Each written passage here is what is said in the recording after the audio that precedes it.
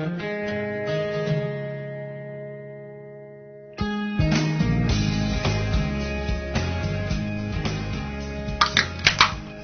morning, everyone. You know what that sound means. It is time for another episode of Bina and Brady.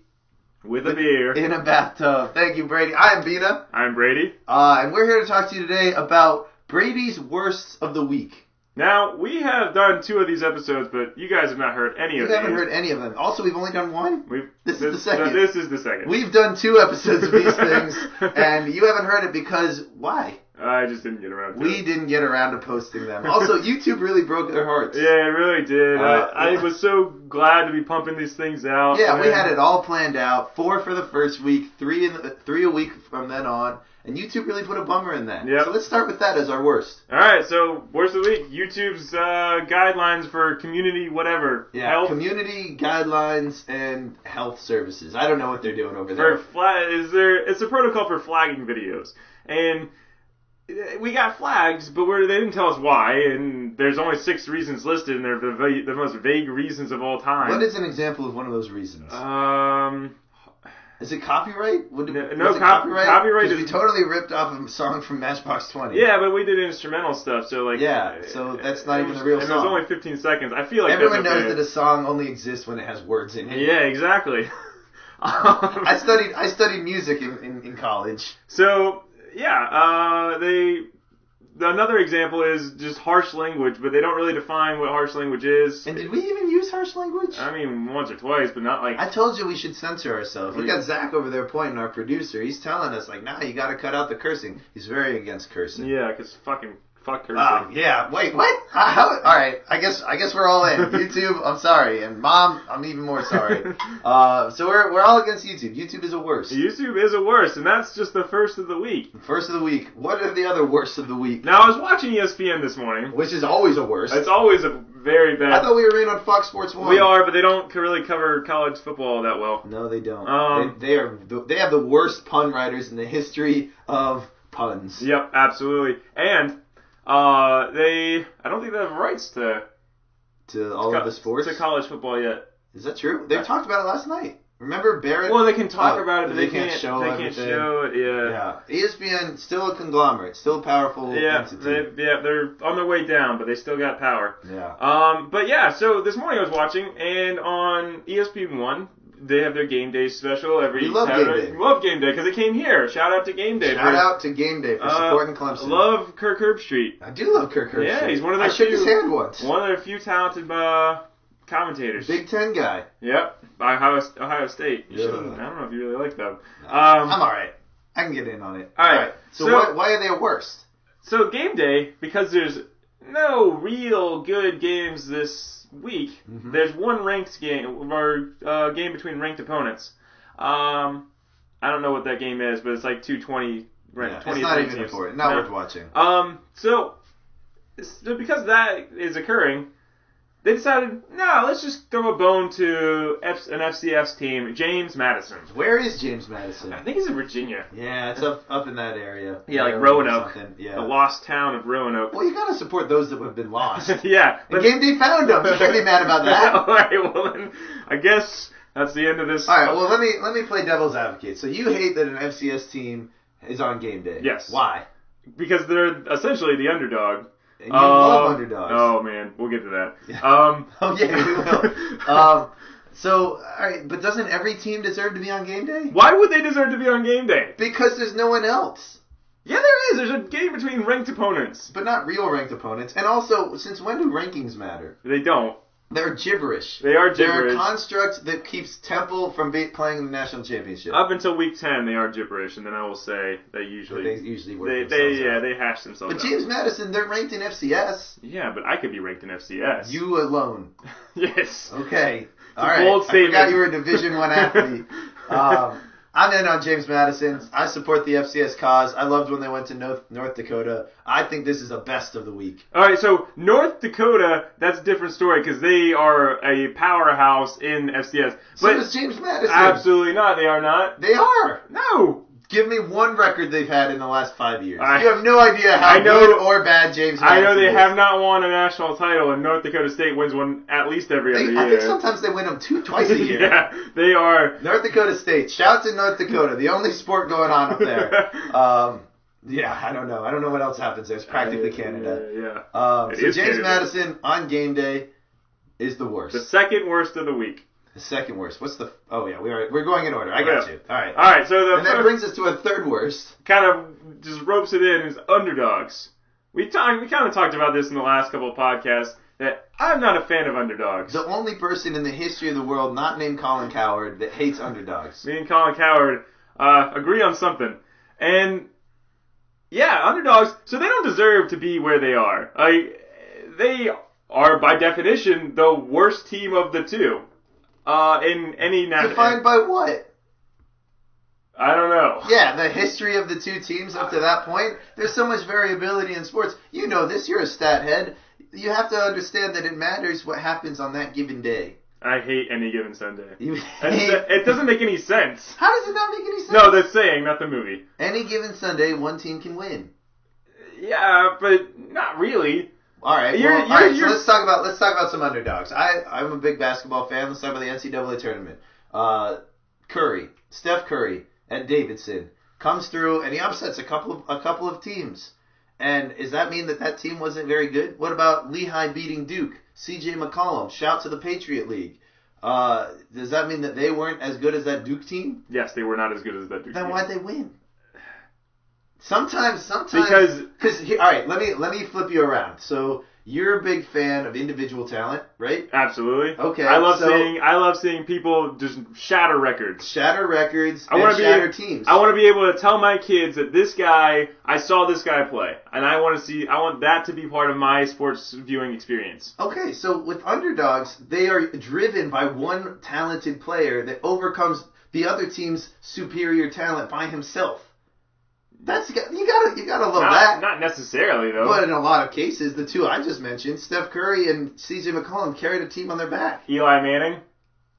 He would not be the guy I would pick there. Someone on defense probably. Okay. Shut down the greatest offense of all time. Held him to 17 points? Yeah. Yeah.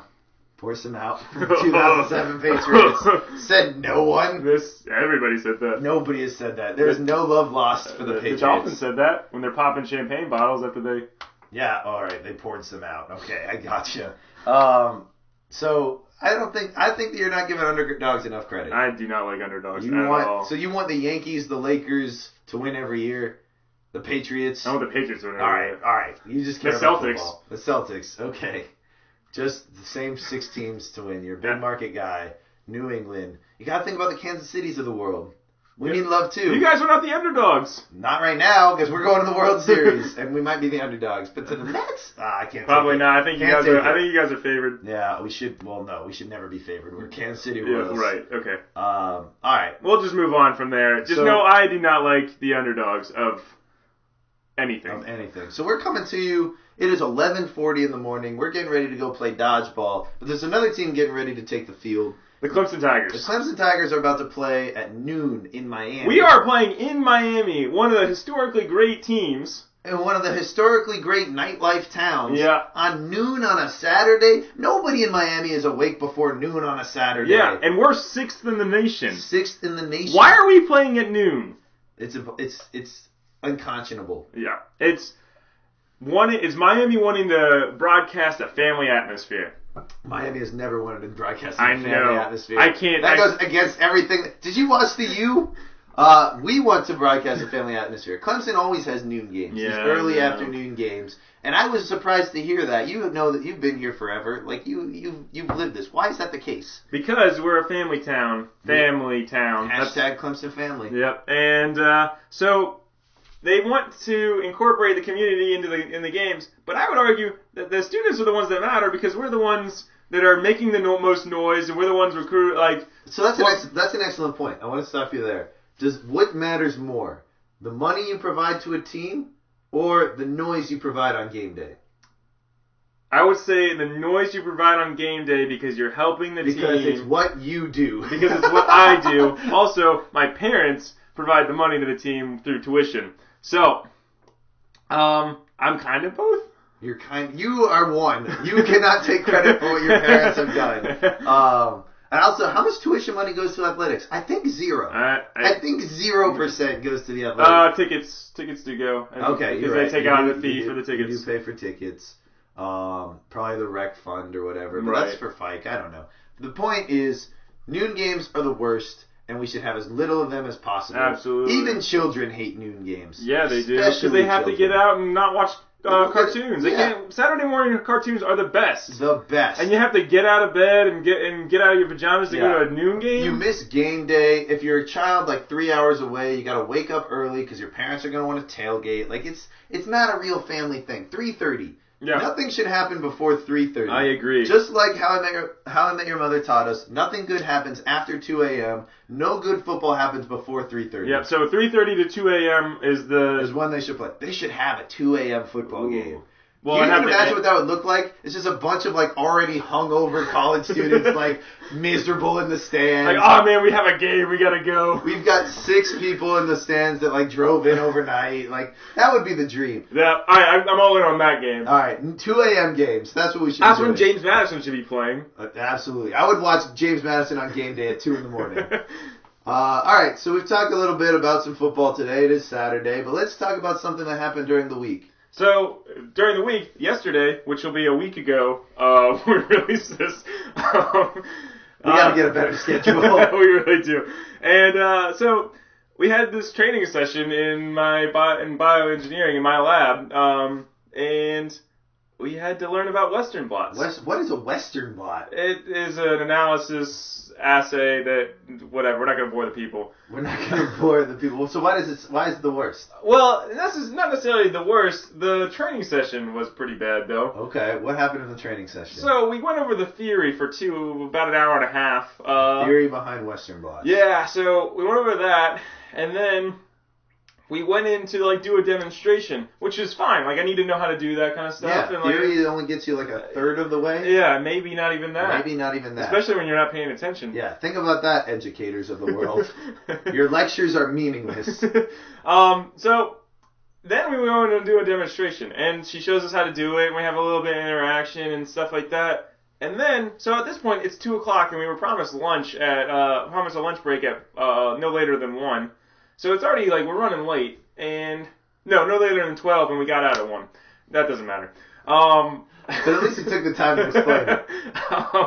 So then we get back at 2, and she just wants us to do it hands-on after we already just saw it and helped out with it. So we've just done 2 Western blots, and we all have lab work to do. Most of them are Western blots, so it seems like a win-win. Yeah, well, it would be if we were running our own samples, but at this point we're just doing 6 hours of gibberish, yeah. Oh, man. Fake science, it's the worst. Fake science is the worst. It's second, or first, the only thing behind it, I don't know what I'm saying. This is all getting edited out. You keep saying that like we actually do any editing. You're just going to hear us talking about editing is what's going to happen. But yeah, so in conclusion, Brady's got some worsts. I disagree with most of them. What do you disagree with? I told you, underdogs are the best. James Madison belongs on TV every week. YouTube has its qualities. I watch it almost every day. Noon games are the worst. I'm in on that. And Western blots. I support science. All science? Well, I don't do Western blots. And hopefully never will. Yeah. So I got out of that. But, yeah, I don't know, man. I think that we need to broaden your horizons a little bit. You act like I'm the most negative person in the world. You admitted last night that only 40% of the time are you ever happy. And I think that was an overestimate. That's a pretty solid number, though. If you're 40% happy, then you're 60% miserable. No, or indifferent. But not me. You're never indifferent. You are one or the other. It's all in or all out on this guy. But you're going to learn about that a lot more next week when we have 5 more worsts of the week from Brady. Every Friday. For this week, it has been Except for this Friday. Except for this last Friday and maybe this Friday. Maybe all the Fridays. I don't know. Maybe we're just recording this for our own sanity. That's probably true. In which case, let us know. Let us know why we're crazy. Let us know why you're listening. Let us know why you're not listening. Well, they wouldn't be listening if it's not on YouTube. It'll get released. We're gonna email the MP3 out to everyone. That might be another worse. In a weekly quarterly. So thank you everyone for listening. Like I said, hit us up on Email bnbwbnb@gmail.com. And Twitter. at bnbwbnb. We might have another site by the end of And this. you know me, I'm Bina. I'm Brady. And this has been another episode of Bina and Brady with a beer in a bathtub, signing off and reminding you to call your mother.